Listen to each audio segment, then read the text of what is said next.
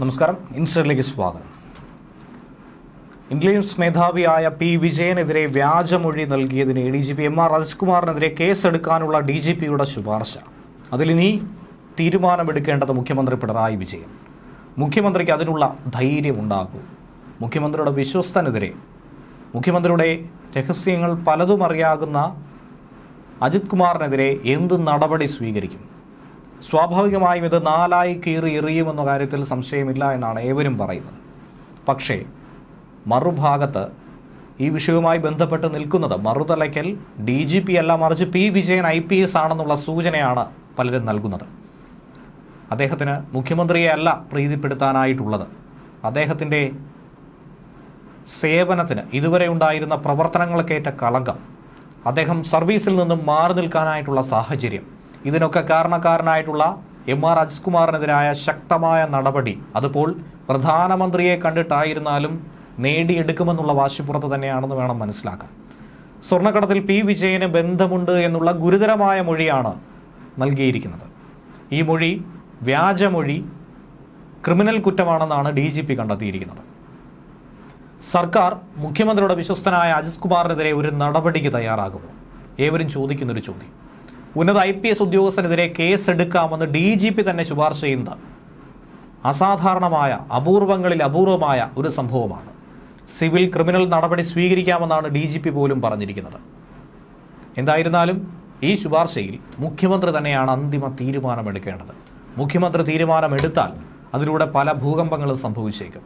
തീരുമാനമെടുത്തില്ലെങ്കിൽ വളരെ ഗുരുതരമായ പലതിനെയും മുഖ്യമന്ത്രി സംരക്ഷിക്കാൻ ശ്രമിക്കുന്നു എന്നുള്ള ആരോപണം കേൾക്കേണ്ടി വരും. അത് തൻ്റെ പാർട്ടിക്കുള്ളിൽ നിന്ന് തന്നെ പൊട്ടിത്തുടങ്ങുമെന്ന കാര്യത്തിൽ സംശയമില്ല. എന്നാൽ MR അജിത് കുമാറിനെതിരായിട്ടുള്ള DGP കൊടുത്തിരിക്കുന്ന റിപ്പോർട്ടിന് മുകളിൽ മുഖ്യമന്ത്രി ഏതെങ്കിലും തരത്തിലുള്ള നടപടി സ്വീകരിക്കുമെന്ന് നിങ്ങൾ ആരെങ്കിലും പ്രതീക്ഷിക്കുന്നെങ്കിൽ അത് വെറും വിഡ്ഢിത്തം മാത്രമാണെന്നാണ് മുൻ MLA PV അൻവർ പറഞ്ഞിരിക്കുന്നത്. PV അൻവറിൻ്റെ ആരോപണത്തിൽ DGPയുടെ അന്വേഷണത്തിൽ അജിത് കുമാർ നൽകിയ മൊഴിയാണ് ഇപ്പോൾ കുരുക്കായിരിക്കുന്നത്. ഈ സാഹചര്യത്തിൽ കൂടിയാണ് മുൻ അനുഭവങ്ങൾ പരിശോധിച്ചാൽ MR അജിത് കുമാർ എന്ന വ്യക്തി മുഖ്യമന്ത്രിയുടെ പോറ്റുമകനാണെന്ന് വ്യക്തമാകുമെന്ന് കൂടി അൻവർ കൂട്ടിച്ചേർത്തിരിക്കുന്നത്. അജിത് കുമാറിന്റെ സ്വത്ത് സമ്പാദനവുമായി ബന്ധപ്പെട്ട് താൻ കൈമാറിയ പ്രധാനപ്പെട്ട രേഖകൾ ഒന്നും തന്നെ പരിശോധിക്കപ്പെട്ടിട്ടില്ല. DGP എന്നല്ല, ഗവർണറോ രാജ്യത്തിന്റെ പ്രസിഡന്റോ തന്നെയോ അജിത് കുമാറിനെതിരെ സംസ്ഥാന സർക്കാരിന് പരാതി കൊടുത്താൽ പോലും ഇപ്പോഴത്തെ സാഹചര്യത്തിൽ ഒരു നടപടിയും ഉണ്ടാകുമെന്ന് തോന്നില്ല എന്നാണ് അൻവർ പറഞ്ഞിരിക്കുന്നത്. PV അൻവറിന്റെ ആരോപണത്തെ തുടർന്നാണ് ഈ വിഷയത്തിൽ ആരോപണ പ്രത്യാരോപണങ്ങളൊക്കെ ഉടലെടുത്തത്. ഒന്നുകിൽ അജിത് കുമാറിനെതിരെ സർക്കാർ തലത്തിൽ നടപടി സ്വീകരിക്കണം, അതല്ലെങ്കിൽ തനിക്ക് നിയമ നടപടിക്കുള്ള അനുമതി കൊടുക്കണം. കടുകെട്ടിയ ആവശ്യം തന്നെയായിരുന്നു പി വിജയൻ IPS എന്ന് മുന്നോട്ട് വെച്ചത്. ഈ ആവശ്യത്തിലാണ് സർക്കാർ DGPയുടെ അഭിപ്രായം തേടിയത്. DGPയുടെ അഭിപ്രായം തേടിയപ്പോഴാകട്ടെ വലിയ പൊല്ലാപ്പിലേക്കും കടന്നിരിക്കുന്നു. PV അൻവർ ഉന്നയിച്ച ചില ആരോപണങ്ങളിൽ MR അജിത് കുമാറിനെതിരെ സംസ്ഥാന പോലീസ് മേധാവി നേരിട്ട് തന്നെയാണ് അന്വേഷണം നടത്തിയത്. അതിനുവേണ്ടി അജിത് കുമാറിനെ മൊഴിയെടുക്കുമ്പോഴായിരുന്നു പി വിജയനെതിരെ മൊഴി കൊടുക്കാൻ MR അജിത് കുമാർ തയ്യാറായത്.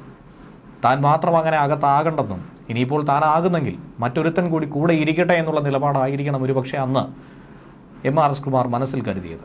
അതുകൂടാതെ നേരത്തെയുള്ള ബദ്ധവൈര്യവും കരിപ്പൂർ വിമാനത്താവളം വഴിയുള്ള സ്വർണ്ണക്കടത്തിൽ പി വിജയന് ബന്ധമുണ്ടെന്ന് മുൻ മലപ്പുറം SP കൂടിയായിരുന്ന സുജിത് ദാസ് തന്നോട് പറഞ്ഞിരുന്നുവെന്നായിരുന്നു അജിത് കുമാറിന്റെ മൊഴി. ഈ മൊഴി പുറത്തു വന്നതിന് പിന്നാലെ സുജിത് ദാസ് തന്നെ ഇക്കാര്യം തള്ളിപ്പറഞ്ഞു. പിറകെ പി വിജയൻ സർക്കാരിനെ സമീപിച്ചു. ഒന്നുകിൽ അജിത് കുമാറിനെ സർക്കാർ നടപടി സ്വീകരിച്ച് പുറത്താക്കുക, അതല്ലെങ്കിൽ തനിക്ക് നിയമ നടപടിക്കുള്ള എല്ലാ അധികാരവും തരണം. തനിക്ക് ബന്ധമുള്ള തിരുവനന്തപുരത്തെ വ്യവസായി മുജീബുമായി വിജയന് ബന്ധമുണ്ടെന്ന് അജിത് കുമാർ തന്നെ മൊഴിയിൽ പറഞ്ഞു. കോവിഡ് കാലത്ത് വിജയൻ നേതൃത്വം നൽകിയ ഭക്ഷണ വിതരണ പരിപാടിയിൽ മുജീബും ബന്ധപ്പെട്ടു. മാമി തിരോധാനത്തിൽ അന്വേഷണം ആവശ്യപ്പെട്ട ആഷിഖ് എന്ന വ്യക്തിയുമായി മലപ്പുറത്തെ നന്മ എന്ന സംഘടന വഴി വിജയന് ബന്ധമുണ്ടെന്നായിരുന്നു അജിത് കുമാറിന്റെ മൊഴി. തന്നെ കുറ്റവാളിയാക്കാനുള്ള മനഃപൂർവ്വമായ ആസൂത്രിതമായ ശ്രമമാണ് അജിത് കുമാർ നൽകിയിരിക്കുന്ന മൊഴിയെന്ന് കാട്ടിയായിരുന്നു അന്ന് പി വിജയൻ പരാതി കൊടുത്തത്. പി വിജയന്റെ ആവശ്യത്തിൽ സർക്കാർ DGPയുടെ അഭിപ്രായം തേടി. വ്യാജമൊഴി കൊടുത്ത അജിത് കുമാറിന്റെ നടപടി ക്രിമിനൽ കുറ്റമാണെന്നാണ് DGP ഷെയ്ഖ് ദർവേഷ് സാഹിബ് ശുപാർശ ചെയ്തിരിക്കുന്നത്. സിവിലായും ക്രിമിനലായും ഒക്കെ തന്നെ അജിത് കുമാറിനെതിരെ കേസെടുക്കാനുള്ള സാഹചര്യം നമുക്ക് മുന്നിലുണ്ട്. മറ്റൊരു ഉന്നത ഉദ്യോഗസ്ഥനെതിരെ വ്യാജ സത്യവാങ്മൂലം ഒപ്പിട്ട് കൊടുത്തു. ഗുരുതരമായ വിഷയം. ഇങ്ങനെയുള്ള നടപടികൾക്ക് ഭാരതീയ ന്യായ സംഹിത അനുസരിച്ച് കേസെടുക്കാമെന്നാണ് DGP ശുപാർശ ചെയ്തത്. അജിത് കുമാറിനെതിരെ PV അൻവർ MLA ഉന്നയിച്ച ആരോപണങ്ങളിൽ അന്വേഷണം നടത്താൻ DGP ദർവേഷ് സാഹിബിന്റെ നേതൃത്വത്തിലുള്ള അന്വേഷണ സമിതിയായിരുന്നു നേരത്തെ നിയോഗിച്ചത്. ഈ സമിതിക്ക് മുന്നിലാണ് പി വിജയനെതിരെ അന്ന് അജിത് കുമാർ തെറ്റായ മൊഴിയും കൊടുത്തത്.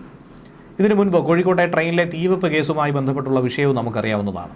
അന്ന് പ്രതിയുടെ വിവരങ്ങൾ ചോർത്തിയെന്ന അജിത് കുമാറിന്റെ റിപ്പോർട്ടിന്റെ അടിസ്ഥാനത്തിൽ 2023 പി വിജയൻ അന്വേഷണ വിധേയമായി സസ്പെൻഷൻ കിട്ടിയത്. അന്വേഷണത്തിൽ ഉന്നത ഉദ്യോഗസ്ഥർ അജിത് കുമാറിന്റെ റിപ്പോർട്ട് തള്ളിയതോടെയാണ് പിന്നീട് പി വിജയൻ സർവീസിലേക്ക് ഏറെ മാസങ്ങൾക്ക് ശേഷം തിരിച്ചെത്താൻ പോലും സാഹചര്യമുണ്ടായത്. തൃശൂർ പൂരം കലക്കലിൽ അജിത് കുമാറിനെ രൂക്ഷമായി വിമർശിച്ചുകൊണ്ട് നേരത്തെ തന്നെ DGP സർക്കാരിന് റിപ്പോർട്ട് കൊടുത്തിരുന്നു. ആ റിപ്പോർട്ടിൽ നടപടിയെടുക്കാതെ സർക്കാർ ത്രിതല അന്വേഷണം പ്രഖ്യാപിച്ച് അജിത് കുമാറിനെ കൈവിടാതെ ചേർത്ത് പിടിച്ചു. ഷെയ്ഖ് ദർവേഷ് സാഹിബ് വിരമിക്കുന്നതിന് പിറകെ തന്നെ ജൂലൈയിൽ അജിത് കുമാർ DGP തസ്തികയിലേക്ക് എത്തുമെന്നുള്ളതാണ് മറ്റൊരു വസ്തുത. അടുത്ത DGPക്കെതിരെ ഇപ്പോഴത്തെ DGPയുടെ പരാതി. അതിനിടയിൽ തന്നെയാണ് കേസിനെടുക്കാനുള്ള ഒരു ശുപാർശ കൂടി നൽകുന്നത്. എന്താകും എന്നുള്ളത് കാത്തിരുന്നു തന്നെ കാണേണ്ടതാണ്. ന്യൂസ് ഡെസ്ക് മലയാളി വാർത്ത ഇൻസൈറ്റ്.